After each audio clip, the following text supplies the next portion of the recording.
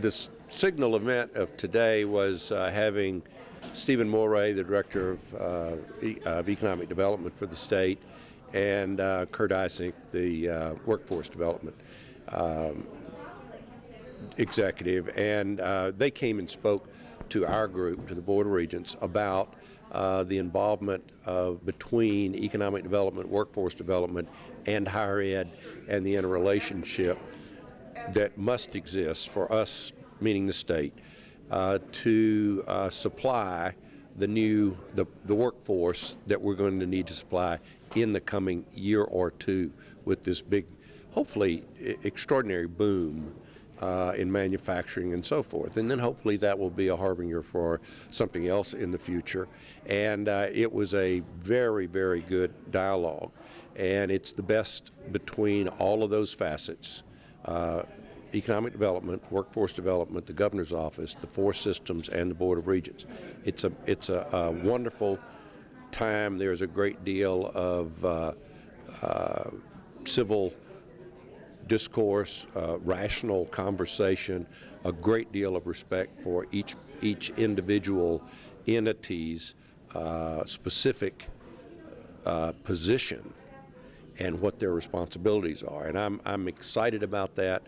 Higher ed is an essential part.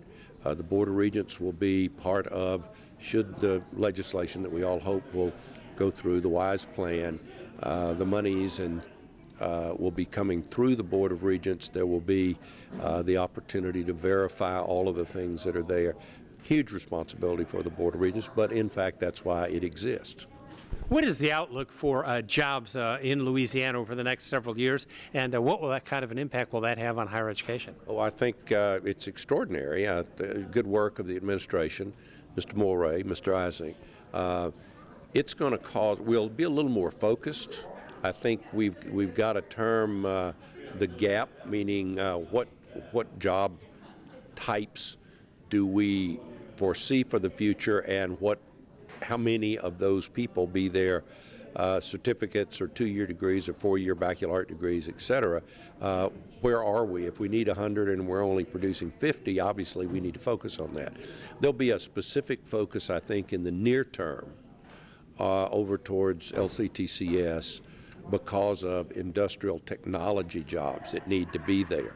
Now, that will probably bubble on the front end, and then in a year or two it'll change and be something different because all of that needs support.